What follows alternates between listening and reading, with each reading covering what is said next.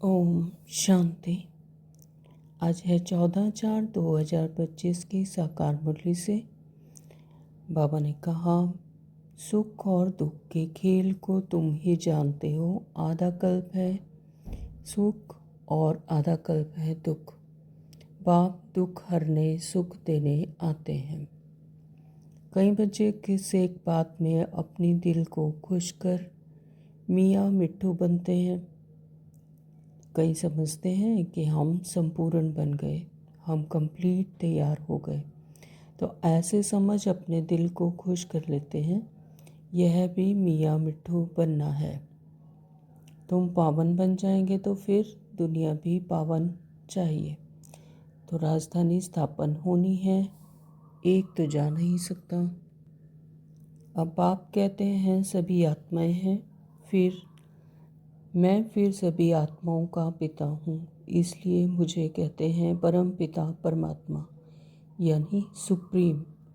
तो आत्माएं तो सभी आत्मा हैं, यह भी तुम समझते हो।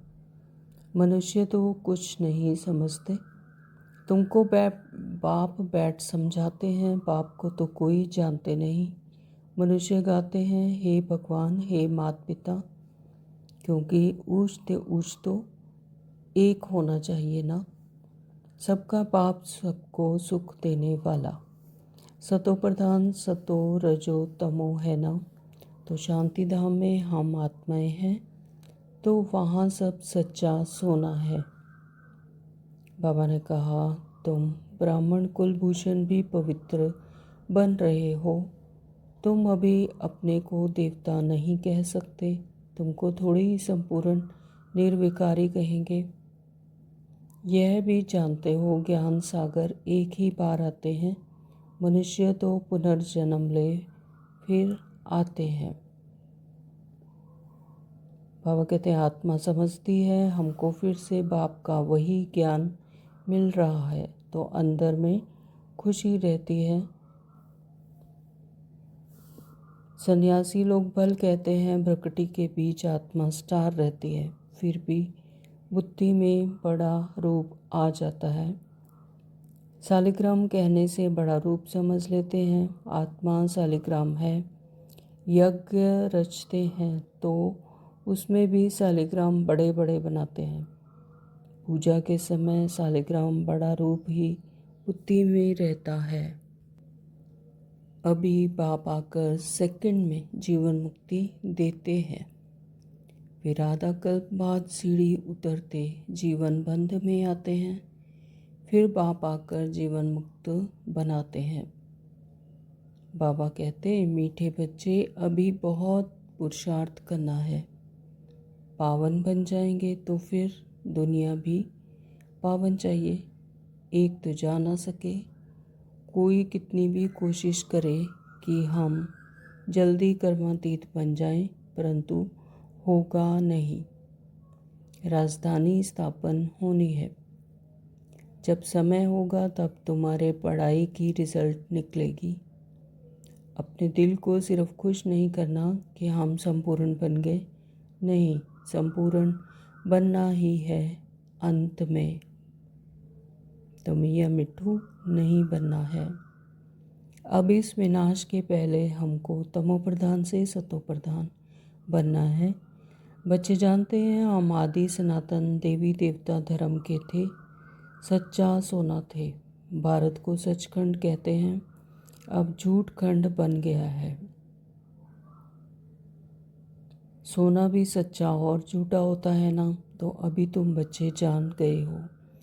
पाप की महिमा क्या है? वह मनुष्य सृष्टि का बीज रूप है, सत्य है, चैतन्य है। अभी तुम समझते हो कि बाप सारे गुण हमारे में भर रहे हैं। गाते भी हैं पतित पावन आओ, परंतु क्या आकर करेंगे यह नहीं जानते। यहाँ तो एक सीता तो नहीं, तुम सभी सीताएं हो। सब रावण की कैद में हैं। बाप राम आकर सबको रावण की कैद से निकालते हैं। रावण कोई मनुष्य नहीं है, यह समझाया जाता है।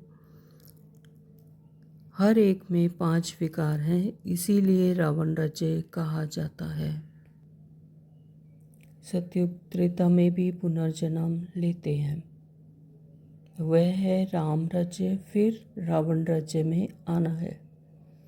तो हार जीत का खेल है। तुम जीत पाते हो तो स्वर्ग के मालिक बनते हो, हार खाते हो तो नरक के मालिक बनते हो। स्वर्ग अलग है, कोई मरते हैं तो कहते हैं स्वर्ग पधारा। भारत की ही बात है, बाकी ऊपर में कुछ नहीं। अरे ऊपर छत में मनुष्य कैसे होंगे, बुद्धू ठहरे ना। अभी तुम क्लियर कर समझाते हो, तुम जानते हो यहाँ ही स्वर्गवासी थे, यहाँ ही फिर नरकवासी बनते हैं। तो यह नॉलेज है ही। नर से नारायण बनने की कथा भी सत्यनारायण की बनने की ही सुनाते हैं। तुम जानते हो हम पहले सूर्यवंशी थे, फिर और धर्म आते हैं, हम पुनर्जन्म लेते आते हैं। यहाँ भी जो नाम पास होते हैं उनको क्षत्रिय कहा जाता है, चंद्रवंशी में चले जाते हैं। 2 कला कम हो गई ना। बाबा ने कहा ज्ञान से स्व का दर्शन हुआ है, बाप रचयिता का और रचना के आदि मध्य अंत का ज्ञान देते हैं। श्री कृष्ण को सबका बाप नहीं कहेंगे, वर्षा बाप से मिलता है। पतित पावन बाप को कहा जाता है। बाबा ने कहा आत्मा को पवित्र बनाने वाला बाप ही है, उनको ही पुकारते हैं। अब बाप कहते हैं मुझे याद करो तो विकर्म विनाश होंगे। बाप आकर पुरानी दुनिया को नया बनाते हैं, बाकी नई रचते नहीं हैं। धारणा के लिए मुख्य सार में कहा कि बाप में जो गुण है वह स्वयं में भरने हैं। इम्तिहान के पहले पुरुषार्थ कर स्वयं को कंप्लीट पावन बनाना है, स्वदर्शन चक्रधारी बनना और बनाना है। बाप और चक्र को याद करना है। बेहद बाप द्वारा बेहद की बातें सुनकर अपनी बुद्धि बेहद में रखनी है, हद में नहीं आना है। वरदान दिया बाबा ने स्वस्थिति द्वारा परिस्थितियों पर विजय प्राप्त करने वाले संगम योगी विजयी रतन भव। स्लोगन दिया है परिवर्तन शक्ति द्वारा व्यर्थ संकल्पों के बहाव का फोर्स समाप्त करो। ओम शांति। तो शुरू करते हैं आज की साकार मुरली। बाबा कहते मीठे बच्चे, हाँ जी बाबा, सुख और दुख के खेल को तुम ही जानते हो। आधा कल्प है सुख और आधा कल्प है दुख। बाप दुख हरने सुख देने आते हैं। तो यह हर कल्प होता है कि संगम युग पर ही परमात्मा हमें इस सुख और दुख के खेल को की नॉलेज देते हैं कि कैसे सुख होता है। फिर आत्मा जन्म लेते लेते 63 जन्म से फिर परमात्मा को पुकारती है। तब परमपिता परमात्मा अपने बच्चों को दुखों से बचाने, दुखों से लिबरेट करने के लिए फिर आते हैं। तो बाबा कहते कि आधा कल्प है सुख और आधा कल्प है दुख, यानी सतयुग और त्रेता है सुख और दुख होता है कलयुग, और द्वापर से दुख धाम शुरू हो जाता है और कलयुग में भी दुख होता है। यानी जब से आत्मा अपनी स्मृति भूल जाती है कि मैं हूँ ही आत्मा, शांति और सुख मेरे ही मूल गुण है, तो जब आत्मा अपनी विस्मृति में आ जाती है और शरीर को, इस रोल को ही अपना समझ लेती है, तो फिर दुख शुरू हो जाते हैं। तो फिर रावण राज्य में उसे पर आत्मा दुख को ही अनुभव करती है। तो इसलिए बाबा ने कहा कि आधा कल्प है सुख और आधा कल्प है दुख। तो पाप दुख हरने सुख देने आते हैं। तो संगम युग पर जब आत्माएं परमात्मा को पुकारती हैं कि हे पतित पावन आओ हमें पावन बनाओ, फिर दुखों से लिबरेट करने के लिए परमात्मा आते हैं। यह भी ड्रामा में नूंद है। प्रश्न किया है बाबा ने कि कई बच्चे किस एक बात में अपनी दिल को खुश कर मियाँ मिट्ठू बनते हैं।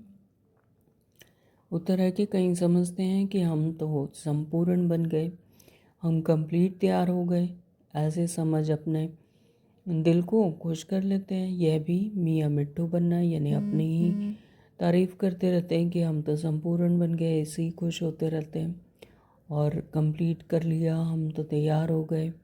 तो बाबा कहते हैं मीठे बच्चे, अभी बहुत पुरुषार्थ करना है, तुम पावन बन जाएंगे तो फिर दुनिया भी पावन चाहिए। तो अगर यहाँ पर हम कंप्लीट बन गए, तो संपूर्ण बन गए, तो फिर तो इस दुनिया में रहेंगे नहीं, क्योंकि आत्मा जितनी जब पावन हो जाती, पूरी संपूर्ण बन जाती है, तो फिर उसे दुनिया भी पावन चाहिए, तो इस दुनिया में तो रह नहीं सकती।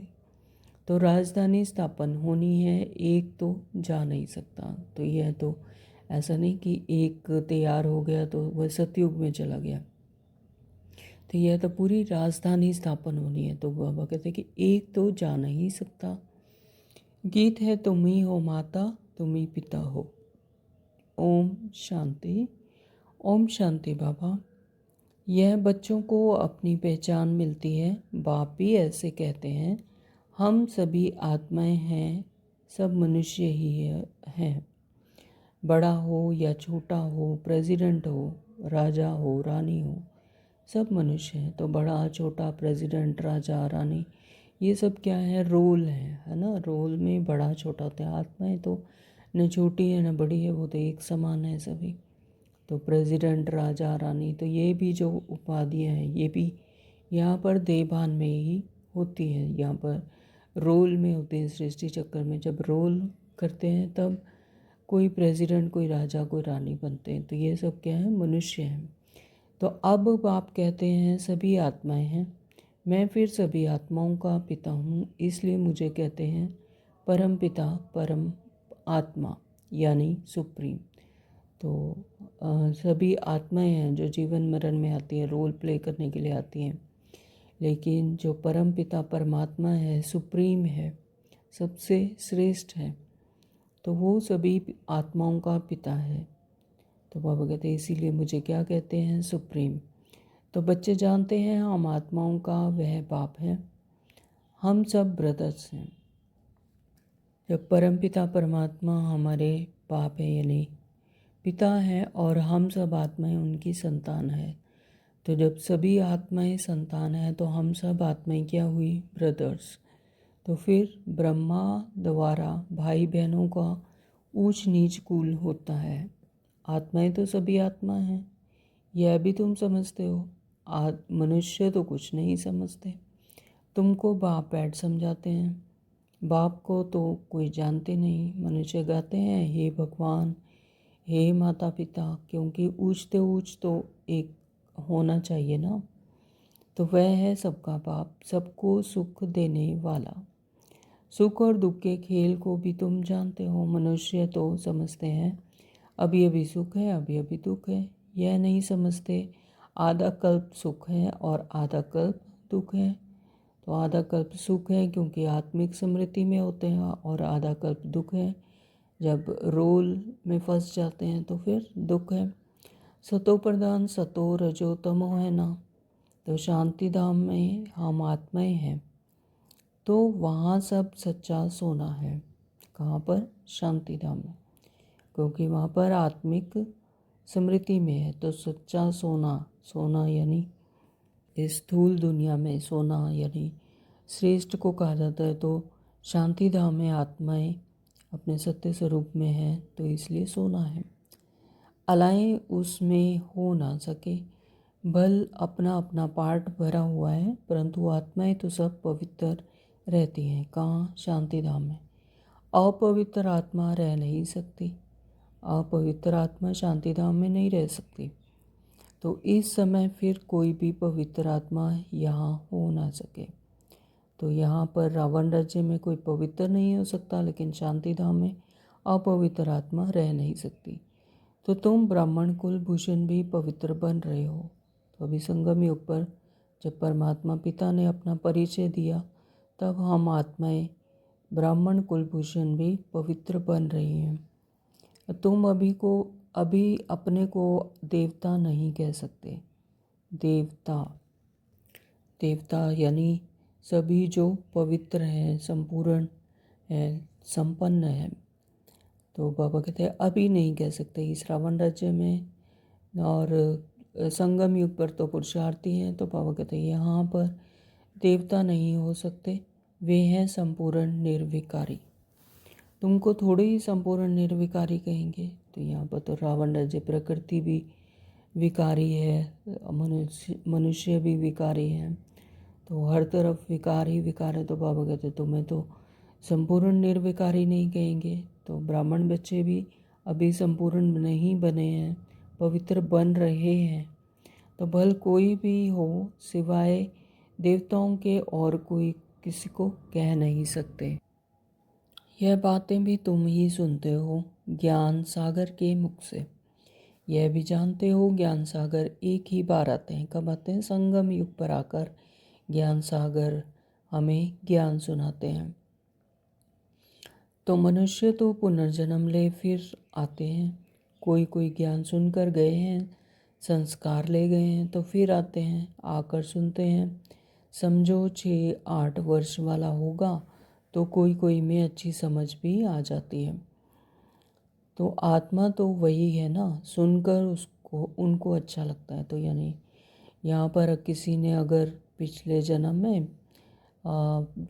कोई ज्ञान की बात सुनी तो संस्कार ले गए, तो अगले जन्म में वही फिर संस्कार जागृत होंगे, इमर्ज हो जाएंगे, तो वो उनको अच्छी तरह समझ आने लग जाएगा, क्योंकि उन्होंने पहले समझा हुआ है। आत्मा तो वही है ना, तो सुनकर उनको अच्छा लगता है। आत्मा समझती है हमको फिर से बाप का वही ज्ञान मिल रहा है, अंदर में खुशी रहती है। तो यानी चाहे जन्म दूसरा हो गया लेकिन संस्कार थे, वो इमर्ज हो गए, तो फिर उन्हें अंदर में अच्छा लगेगा कि हाँ आत्मा की परमात्मा हमें वही ज्ञान मिल रहा है। औरों को भी सिखलाने लग पड़ते हैं, फुर्त हो जाते हैं।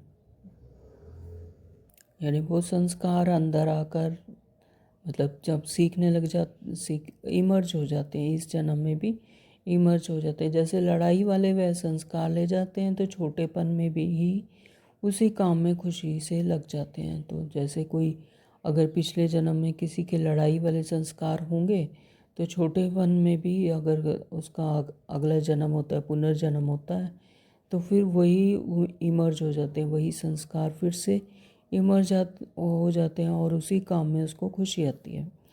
तो अब तुम तो पुरुषार्थ कर नई दुनिया का मालिक बनना है। अब तुम्हें तो पुरुषार्थ करके नई दुनिया का मालिक बनना है।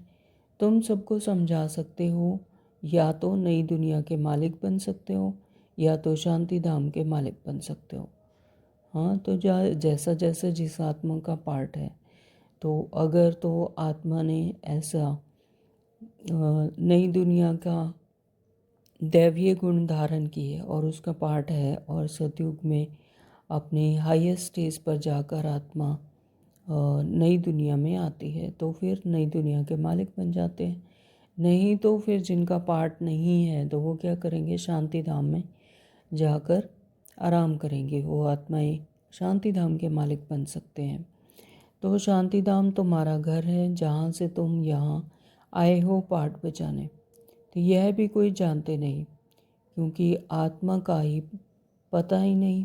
तो तुमको भी पहले यह थोड़ा ही पता था कि हम निराकारी दुनिया से आए हैं, तो हम बिंदी हैं। सन्यासी लोग भल कह देते हैं कि भ्रुकुटी के बीच आत्मा स्टार रहती है, पर फिर भी बुद्धि में बड़ा रूप आ जाता है। सन्यासी लोग हैं वो, क्योंकि उनकी बुद्धि में वो ज्ञान नहीं है, वो सूक्ष्म ज्ञान नहीं है, तो ऐसे तो कह देते हैं कि भ्रुकुटी के बीच में रहती है, आत्मा है, स्टार है, ज्योतिष रूप है, लेकिन फिर भी उनकी बुद्धि में आत्मा का बड़ा रूप आ जाता है। जैसे शालिग्राम कहने से बड़ा रूप समझ लेते हैं, तो आत्मा शालिग्राम है, यज्ञ रचते हैं तो उसमें भी शालिग्राम बड़े बड़े बनाते हैं। तो पूजा के समय शालिग्राम बनाना बड़ा रूप ही बुद्धि में रहता है, लेकिन आत्मा तो क्या है? एक स्टार मिसल बिंदु मिसल है। बाप कहते हैं यह सारा अज्ञान है। ज्ञान तो मैं ही तुम्हें सुनाता हूँ और कोई दुनिया भर में सुना ना सके। यह कोई समझाते नहीं है कि आत्मा भी बिंदी है, परमात्मा भी बिंदी है। वह तो अखंड ज्योति स्वरूप ब्रह्म कह देते हैं। ब्रह्म को भगवान समझ लेते और फिर अपने को भगवान कह देते। कहते हैं हम पाठ बजाने के लिए छोटी आत्मा का रूप धरते हैं, फिर बड़ी ज्योति में लीन हो जाते हैं। तो लीन हो जाए फिर क्या, पार्ट भी लीन हो जाए, कितना रॉन्ग हो जाता है।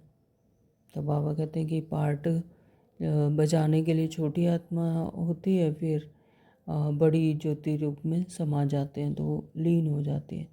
लेकिन ऐसा नहीं है। बाबा कहते हैं पार्ट में क्या, पार्ट भी लीन हो जाते हैं तो कितना रॉन्ग हो जाता है। वो ब्रह्म तत्व को ही भगवान समझ लेते हैं। ब्रह्म तो क्या है, रहने की जगह है, आत्माओं का घर है। तो परमात्मा को ना तो समझते हैं, ना ही योग लगाते, ना ही कनेक्शन जोड़ते हैं। तो अभी बाप आकर सेकंड में जीवन मुक्ति देते हैं, फिर आधा कल्प बाद सीढ़ी उतरते जीवन बंध में आते हैं।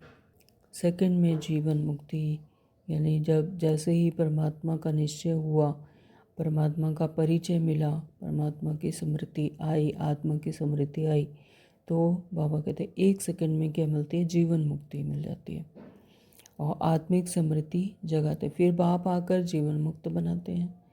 तो आधा कल्प से 63 जन्मों से जन्म लेते लेते जीवन बंध में आ जाते हैं, यानी देह भान में आ जाते हैं, रोल में फंस जाते हैं। तो उसे क्या कहते हैं, जीवन बंध।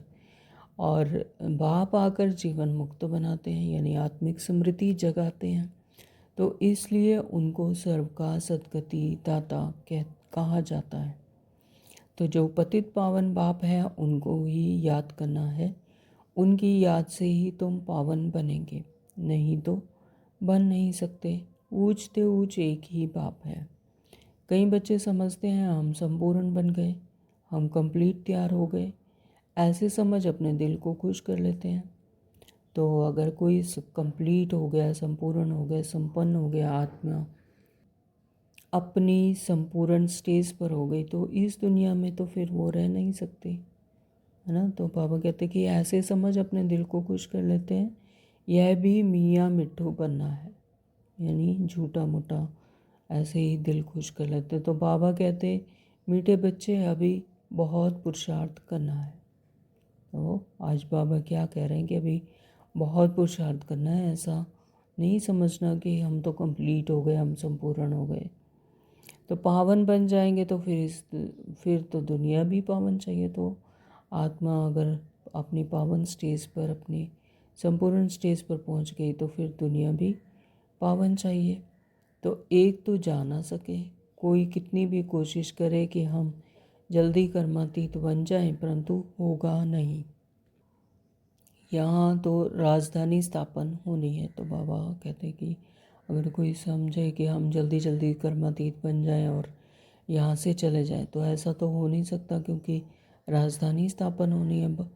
जिसका जैसा पार्ट है उसी हिसाब से ही आत्माएं जाएंगी। तो भले कोई स्टूडेंट पढ़ाई में बहुत होशियार हो जाता है, परंतु इम्तिहान तो टाइम पर होगा ना। तो लास्ट तक, अंत तक, विनाश होने तक हर किसी को पढ़ाई में यथार्थ रीति अपना धारण करना ही है। पढ़ाई में बहुत होशियार हो जाते तो बाबा कहते पर लेकिन जो इम्तिहान है वो तो टाइम पर होगा ना। इम्तिहान तो जल्दी हो ना सके। यह भी ऐसे है, जब समय होगा तब तुम्हारे पढ़ाई की रिज़ल्ट निकलेगी। कितना भी अच्छा पुरुषार्थ हो, ऐसे कह ना सके हम कंप्लीट तैयार हैं, नहीं। 16 कला संपूर्ण कोई आत्मा अभी बन नहीं सकती। बहुत पुरुषार्थ करना है। अपने दिल को सिर्फ खुश नहीं करना कि हम तो संपूर्ण बन गए, नहीं, संपूर्ण बनना ही है। अंत में मियाँ मिट्ठू नहीं बनना है। यह तो सारी राजधानी स्थापन होनी है। हाँ, इतना समझते हैं, बाकी थोड़ा टाइम है। मुसल भी निकल गए हैं। मुसल यानी बॉम्ब्स वगैरह जो हैं वो भी विनाश के साधन बन गए हैं। इन्हें बनाने में भी पहले टाइम लगता है, फिर प्रैक्टिस हो जाती है तो फिर झट बना लेते हैं। तो यह भी सब ड्रामा में नूंद है। तो टाइम लगता है, बाबा कहते हैं ये भी सब ड्रामा में नूंद है। विनाश के लिए बॉम्ब्स बनाते रहते हैं। गीता में भी मुसल अक्षर है। शास्त्रों में फिर लिख दिया है पेट से लोहा निकला, फिर यह हुआ। यह सब झूठी बातें हैं ना। बाप आकर समझाते हैं। उनको ये मिसाइल्स कहा जाता है। अब इस विनाश के पहले हमको तमो प्रधान से सतो प्रधान बनना है। बच्चे जानते हैं हम आदि सनातन देवी देवता धर्म के थे, सच्चा सोना थे। भारत को सचखंड कहते हैं, अब झूठ खंड बन गया है। भारत सचखंड कहते हैं यानी भारत को सचखंड कहते हैं यानी सतयुग। सतयुग में है ही सब कुछ सच। प्रकृति भी कितनी सतो प्रधानता आत्मा अपने आत्मिक स्वरूप में अपने सत्य में टिकी हुई होती है। और अब है झूठ खंड बन गया है यानी रावण राज्य यहाँ पर तो है ही झूठ झूठ। तो सोना भी सच्चा और झूठा होता है ना। अभी तुम बच्चे जान गए हो बाप की महिमा क्या है। वह मनुष्य सृष्टि का बीज रूप है। कौन? बाप। बाबा कहते मनुष्य सृष्टि का बीज रूप कौन है? बाप की महिमा क्या है? वह मनुष्य सृष्टि का बीज रूप है, सत्य है, चैतन्य है। तो आगे तो सिर्फ गायन करते थे, अभी तुम समझते हो कि बाप सारे गुण हमारे में भर रहे हैं। तो कौन भर रहे हैं? परमात्मा पिता हमारे में सारे गुण भर रहे हैं।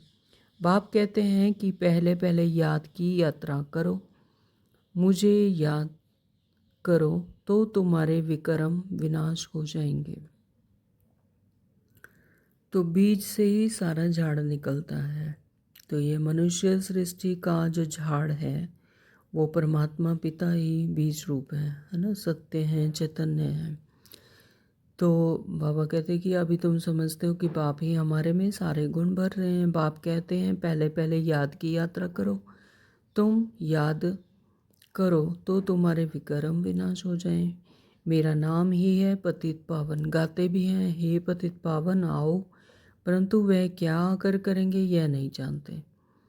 एक सीता तो नहीं होगी, तुम सभी सीताएं हो। यह तो जानते हैं कि पतित पावन ही हमें पावन बनाते हैं, लेकिन करेंगे क्या ये नहीं जानते। तो बाबा कहते हैं यहाँ पर तो जो सीता और रावण की जो राम की जो कथा बनाई हुई है, तो बाबा कहते हैं सीता एक नहीं, सीताएं तो तुम सभी हो।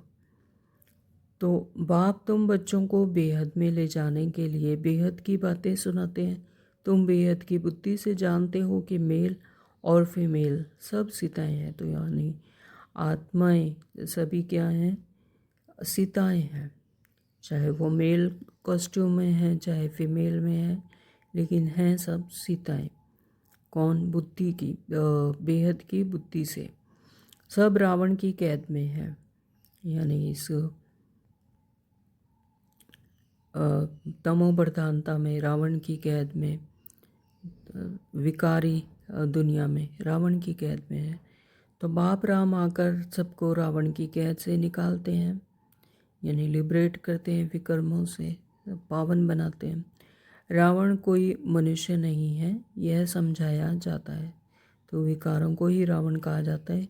यह ऐसा नहीं कि कोई मनुष्य है बड़ा, बहुत बड़ा सा, और उसे रावण कह देते हैं। तो यह समझाया जाता है हर एक में 5 विकार हैं, इसीलिए रावण राज्य कहा जाता है। तो हर किसी में रावण अगर विकार हैं तो वह रावण है। नाम ही है विशियस वर्ल्ड यानी विकारी वर्ल्ड। वह है वाइसलेस वर्ल्ड। तो वहाँ पर वाइसेस होते नहीं, विशियस होते नहीं, तो दोनों अलग अलग नाम हैं। यह है वैशाल्य और वह है शिवालय, शिव के रहने का स्थान। निर्विकारी दुनिया के यह लक्ष्मी नारायण मालिक थे। तो इन्हों के आगे विकारी मनुष्य जाकर माथा टेकते हैं। विकारी राजाएं उन निर्विकारी राजाओं के आगे माथा टेकते हैं। तो यहाँ बाबा बता रहे हैं कि विकारी भी राजाओं की भी वैरायटी है। तो विकारी राजाएं और निर्विकारी राजाएं। तो जो विकारी राजाएं हैं फिर निर्विकारी राजाओं के आगे माथा टेकते हैं। तो यह भी तुम जानते हो, मनुष्यों को कल्प की आयु का ही पता नहीं, तो समझ कैसे सकें कि रावण राज्य कब शुरू होता है। तो कल्प की आयु का ही नहीं पता, तो रावण राज्य कब शुरू होता है, कब खत्म होता है, कैसे लिबरेट होती हैं आत्माएं रावण राज्य से, तो यह सब किसी को पता ही नहीं। आधा आधा होना चाहिए ना। राम राज्य रावण राज्य कब से शुरू करें, मुझारा कर दिया है, यानी कन्फ्यूज़न डाल दी है। अब आप समझाते हैं यह 5000 वर्ष का चक्र फिरता रहता है। अभी तुमको पता पड़ा है कि हम 84 का पार्ट बजाते हैं, फिर हम जाते हैं घर। सतयुग त्रेता में भी पुनर्जन्म लेते हैं। तो सतयुग और त्रेता में भी पुनर्जन्म लेते हैं, लेकिन वहाँ समृद्धि से लेते हैं कि हमें अब अगला जन्म लेना है और इस कॉस्ट्यूम में जाना है। तो आत्मा खुशी खुशी वहाँ पर अपना पुराना शरीर छोड़कर नए शरीर में जाती है। तो वह है राम राज्य, और फिर रावण राज्य में आना है। यह ड्रामा में नूंद है कि पहले राम राज्य आता है, फिर विकारों में जब आत्मा फंसती है तो अपने को भूल जाती है कि मैं आत्मा हूँ, फिर रावण राज्य में आ जाती है। तो हार जीत का खेल है। तुम जीत पाते हो स्वर्ग के मालिक बनते हो, हार खाते हो तो नर्क के मालिक बनते हो। स्वर्ग अलग है, कोई मरते हैं तो कहते हैं स्वर्ग पधारा। अभी तुम थोड़े ही कहेंगे कि क्योंकि तुम तो जानते हो स्वर्ग कब होगा। तो ऐसे कोई मर जाता है, कोई शरीर छोड़ के जाता है तो कह देते हैं कि स्वर्ग पधार गए, है ना, स्वर्ग में चले गए। लेकिन स्वर्ग में तो कोई जाता ही नहीं। तो यहाँ तो संगम युग पर आकर जब परमात्मा हमें आत्मा को आत्मा का ज्ञान देते हैं तब स्वर्ग के लायक बनाते हैं, फिर स्वर्ग में जाते हैं। लेकिन ऐसे थोड़ी कि कोई शरीर छोड़ दे तो स्वर्ग में पधार गए। तो बाबा कहते हैं अभी तुम थोड़े ही कहेंगे कि तुम जानते हो कि स्वर्ग कब होगा। वह तो कह देते हैं ज्योति ज्योत समाया व निर्वाण गया। तो यह भी कहना गलत है कि अगर कोई मर जाता तो कहते हैं कि ज्योति ज्योत समा गया। तो नहीं, ऐसा नहीं होता। तुम कहेंगे ज्योति ज्योत तो कोई समा नहीं सकते। सर्व का सदगति दाता एक ही गाया जाता है। स्वर्ग सतयुग को कहा जाता है, अभी है नर्क भारत की ही बात है, बाकी ऊपर में कुछ नहीं। तो ऐसा कहा जाता है कि स्वर्ग कहीं ऊपर आकाश में है ना। तो स्वर्ग तो सतयुग को कहा जाता है, और वो भी कहाँ पर आता है स्वर्ग, भारत में ही। तो यहीं पर ट्रांसफॉर्मेशन होती है, इसी पतित दुनिया से स्वर्ग बनता है, बाकी ऊपर में कुछ नहीं है। दिलवाड़ा मंदिर में भी ऊपर में स्वर्ग दिखाया है, तो मनुष्य समझते हैं कि बराबर ऊपर ही स्वर्ग है। अरे बाबा कहते हैं ऊपर छत में मनुष्य कैसे होंगे। हाँ, तो ऐसे दिलवाड़ा मंदिर भी जैसे ऊपर छत में दिखा दिया है सिंबॉलिकली। बाबा कहते हैं कि छत में मनुष्य कैसे रहेंगे, ऊपर छत में थोड़ी मनुष्य रहेंगे, बुद्धू ठहरे ना। अभी तुम क्लियर कर समझाते, तुम जानते हो यहाँ ही स्वर्गवासी थे, फिर यहाँ ही फिर नरकवासी बनते हैं, अब फिर स्वर्गवासी बनना है। तो यह नॉलेज है ही नर से नारायण बनने की। कथा भी सत्यनारायण बनने की सुनाते हैं, राम सीता की कथा नहीं कहते। यह है नर से नारायण बनने की, यानी रावण राज्य से राम राज्य में जाने की बात है। नर से नारायण बनने की कथा, यानी दैवीय गुण धारण कर कर, है ना, हर एक आत्मा नारायण बनती है। तो ऊंचते ऊंच पद लक्ष्मी नारायण का है, वह फिर 2 कला कम हो जाती है।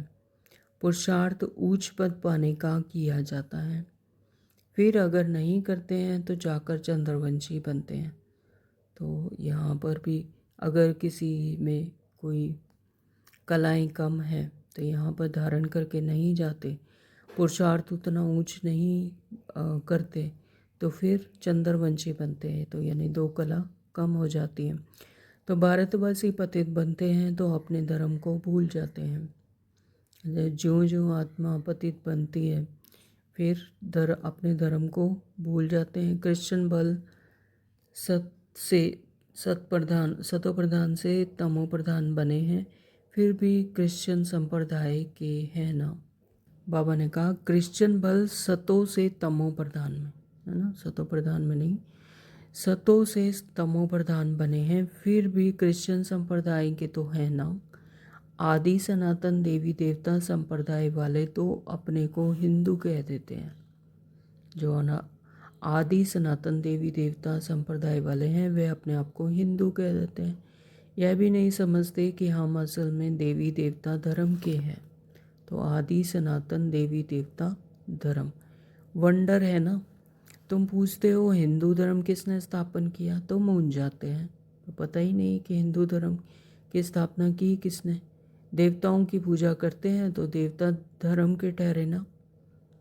देवताओं की पूजा करते हैं, स्वयं की ही स्वयं पूजा कर रहे हैं तो देवता धर्म के ठहरे ना। परंतु समझते नहीं यह भी ड्रामा में नूद है। तुम्हारी बुद्धि में सारी नॉलेज है, तुम जानते हो हम पहले सूर्यवंशी थे, फिर और धर्म आते हैं, हम पुनर्जन्म लेते आते हैं। तुम्हारे में भी कोई यथार्थ रीति जानते हैं। स्कूल में भी कोई स्टूडेंट की बुद्धि में अच्छी रीति बैठता है, कोई की बुद्धि में कम बैठता है। तो जैसे स्कूल में स्टूडेंट्स होते हैं, सभी को एक ही तरह का शिक्षा मिलती है, लेकिन कोई बच्चे बहुत होशियार होते हैं, अच्छी रीति पढ़ते हैं और स्कॉलरशिप लेते हैं, लेकिन कोई हैं कि जिनकी बुद्धि में कम बैठता है। तो यहाँ भी जो ना पास होते हैं फिर वो क्षत्रिय, उन्हें क्षत्रिय कहा जाता है। तो यहाँ पर भी रूहानी जो शिक्षा है, श्रीमत है, तो वहाँ पर भी अगर कोई पुरुषार्थ नहीं करते, ना पास होते हैं, तो फिर वो उन्हें क्षत्रिय कहा जाता है। यानी उनकी कलाएं कम हो जाती हैं तो चंद्रवंशी में चले जाते हैं। तो दो कला कम हो गई ना, संपूर्ण बन ना सके। तुम्हारी बुद्धि में भी अभी बेहद की हिस्ट्री ज्योग्राफी है। तो यह है बेहद की हिस्ट्री ज्योग्राफी। तो वह स्कूल में तो हद की हिस्ट्री ज्योग्राफी पढ़ाते हैं, तो वह स्थूल दुनिया में इस स्थूल दुनिया की हिस्ट्री ज्योग्राफी पढ़ाते हैं। तो वह कोई मूल वतन सूक्ष्म वतन को थोड़े ही जानते हैं।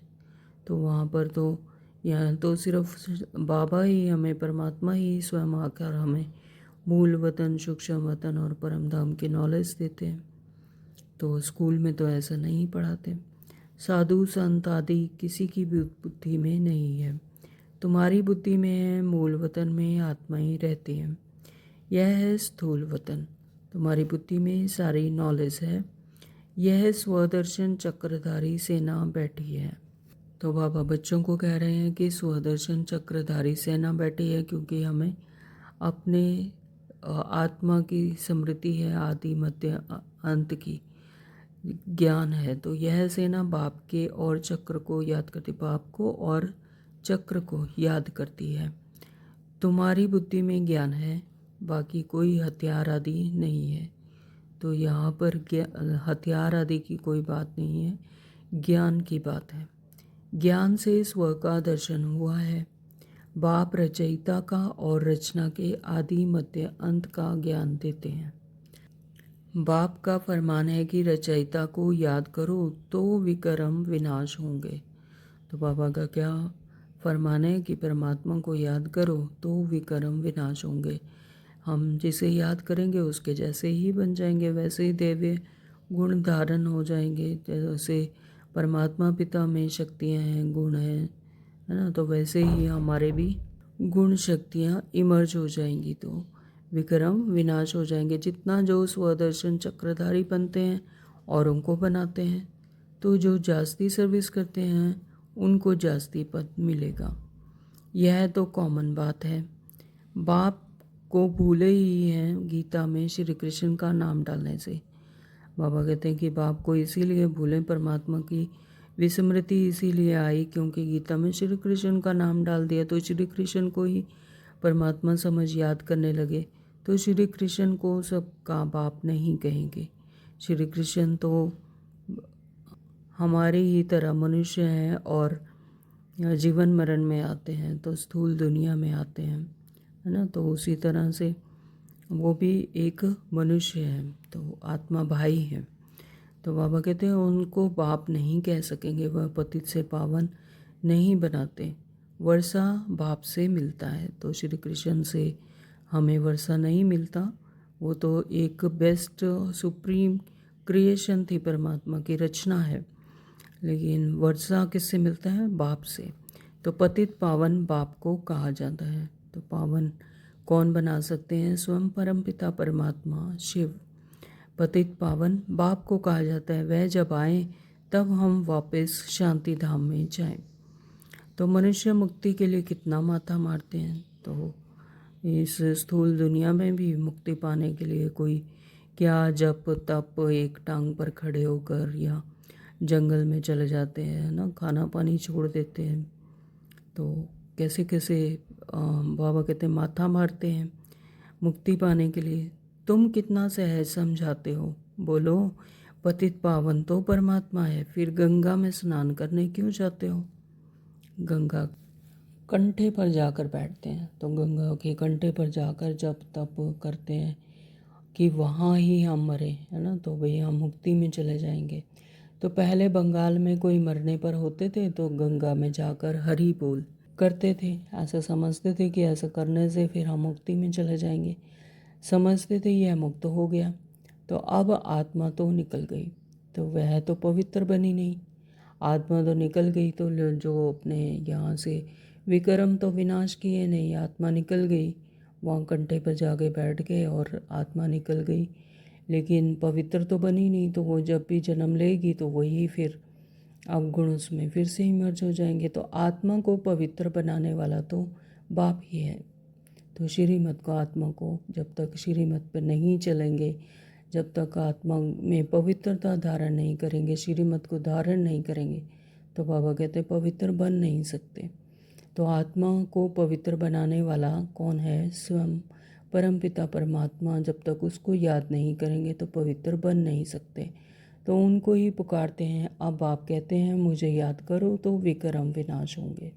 तो मुझे यथार्थ रीति याद करो, तब विक्रम विनाश होंगे, तब आत्मा पावन बनेगी, पवित्र बनेगी। बाप आकर पुरानी दुनिया को नया बनाते हैं, बाकी नई रचते नहीं हैं। तो यह भी बात है कि बाबा पुरानी इसी दुनिया को, सतयुग भी यहीं पर आता है, पुरानी दुनिया को ही नया बनाते हैं। यहीं पर ट्रांसफॉर्मेशन होती है इस प्रकृति की, इस आत्माओं की और इस पूरे हिस्ट्री की, ज्योग्राफी की। तो बाबा कहते हैं यहीं पर पुरानी दुनिया से नई दुनिया बनाते हैं। बाकी कोई नई रचना नहीं। ऐसा नहीं कि नई दुनिया का रचना करते हैं कि नया कोई प्रकृति की रचना होती है या आत्माओं की। तो इसी दुनिया को फिर से नई दुनिया बनाते हैं। अच्छा, मीठे मीठे सिखलते बच्चों प्रति माता पिता बाप दादा का याद प्यार और गुड मॉर्निंग। रूहानी बाप की रूहानी बच्चों को नमस्ते। हम रूहानी बच्चों की रूहानी बाप को नमस्ते जी, नमस्ते जी, नमस्ते जी। शुक्रिया बाबा, आपका बहुत बहुत शुक्रिया। धारणा के लिए मुख्य सार में बाबा ने कहा कि बाप में जो गुण हैं वह स्वयं में भरने हैं। तो स्थूल में भी जैसा पिता होगा वैसे ही बच्चे होंगे। तो जैसे बाप में गुण है तो वैसे ही स्वयं में भरने हैं, वैसे ही परमपिता परमात्मा की छत्र छाया में रहकर वैसे ही स्वयं में गुण, वही शक्तियाँ, वही स्नेह, वही बेहद का सुख करता दुख हरता, उसी तरह के बनना है। तो बाबा कहते हैं इम्तिहान के पहले पुरुषार्थ कर स्वयं को कंप्लीट पावन बनाना है। इसमें मियाँ मिट्ठू नहीं बनना है। तो यानी स्वयं को ही कंप्लीट और संपूर्ण समझ के वैसे ही झूठ में ही खुश नहीं होते रहना। तो इम्तिहान से पहले, इम्तिहान कब होगा बाबा ने बताया कि लास्ट में। तो इम्तिहान से पहले पुरुषार्थ कर स्वयं को कंप्लीट पावन बनाना है।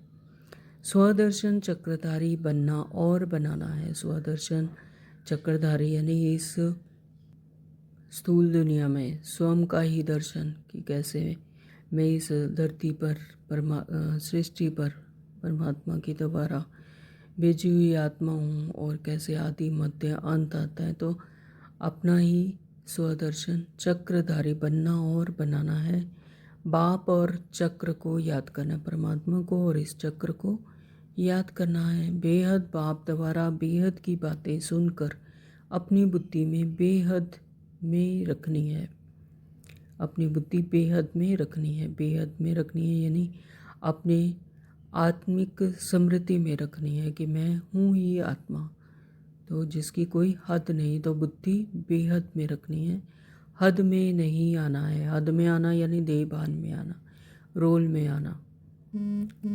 तो सदा ही आत्मिक स्मृति में रहना, यही स्मृति जगानी है कि मैं हूँ ही आत्मा और क्यों क्या कैसे, रोल में नहीं फंसना। हद में आना यानी रोल में फंसना, क्यों क्या कैसे के क्वेश्चन में आना। वरदान दिया बाबा ने कि स्वस्थिति द्वारा परिस्थितियों पर विजय प्राप्त करने वाले संगम युगी विजयी रतन भव। स्वस्थिति द्वारा परिस्थितियों पर विजय प्राप्त करने वाले संगम युगी विजयी रतन भव। तो वो कैसे बनेंगे? स्वस्थिति यानी आत्मिक सत्य स्वरूप की स्थिति, सोल कॉन्शियसनेस, अपना आत्मिक स्थिति है ना। तो उसमें और परिस्थितियाँ यानी परे से आने वाली स्थितियाँ जिन पर विजय पानी है, यानी देहभान से। परिस्थितियाँ कहाँ से आते हैं?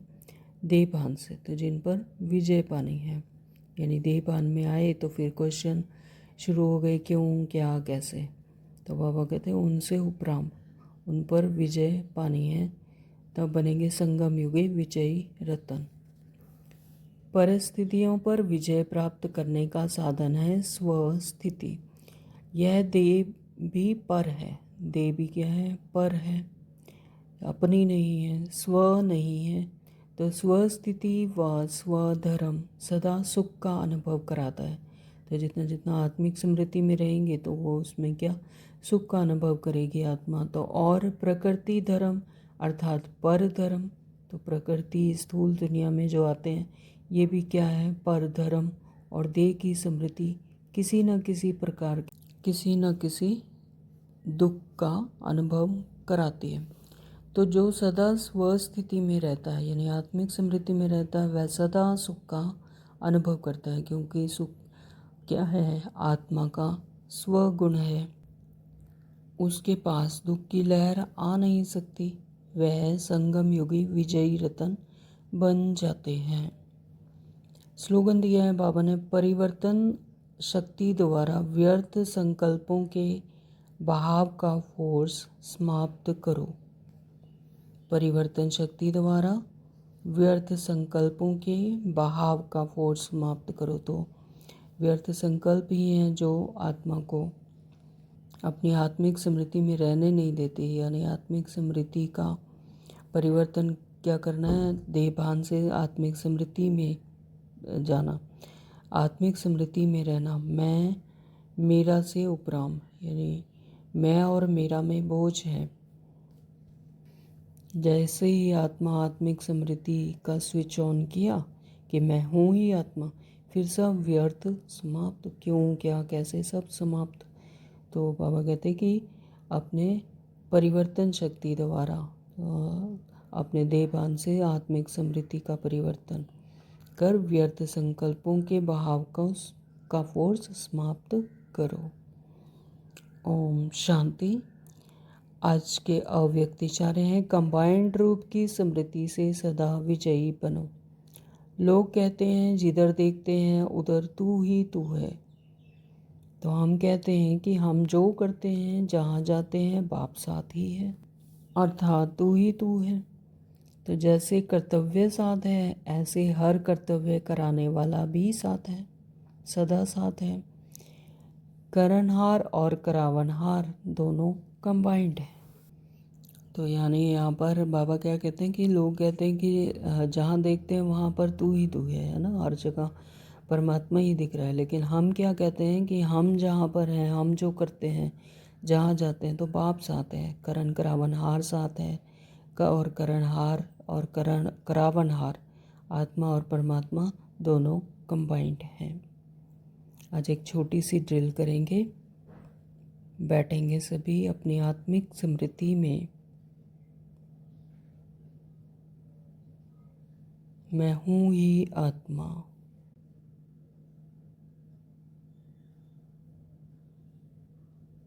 ये जो बाहर की स्थूल दुनिया की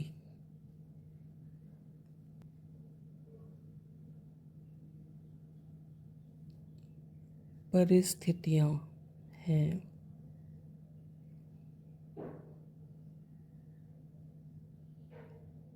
परे से आने वाली स्थितियाँ,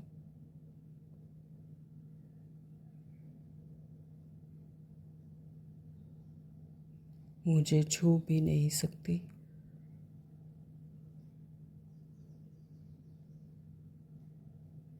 मैं इन सब से उपराम हूँ। मैं आत्मा इन सब से न्यारी।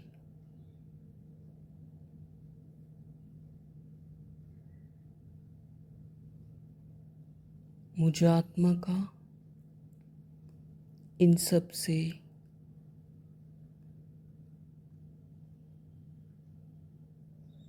कोई वास्ता ही नहीं।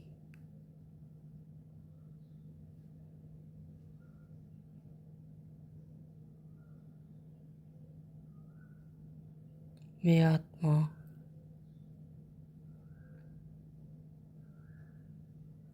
क्यों, क्या,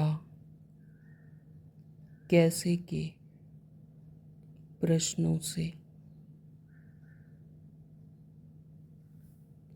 उपराम हूँ।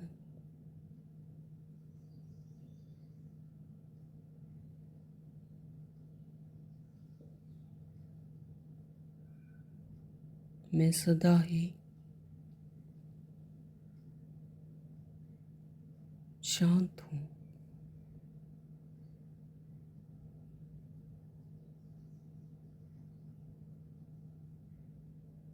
सुखी हूँ।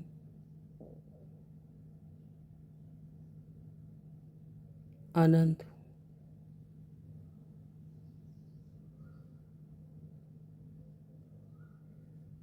परमात्मा की छतर छाया में हूँ।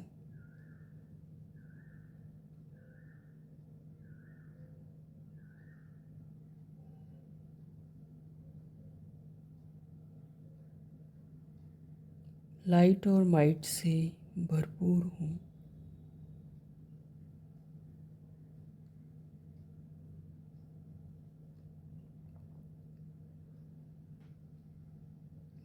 दुख की लहर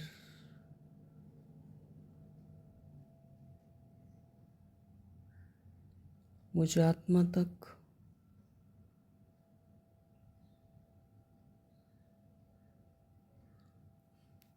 आ नहीं सकती।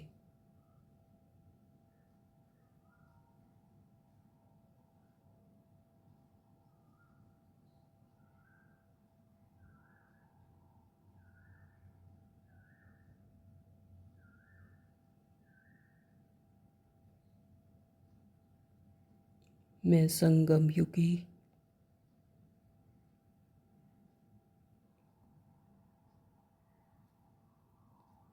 विजयी रतन हूँ।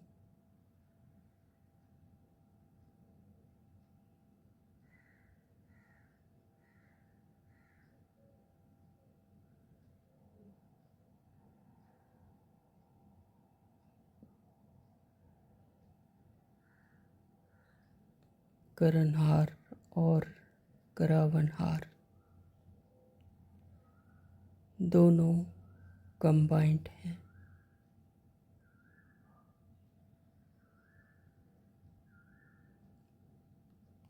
ओम शांति। Thank you Baba.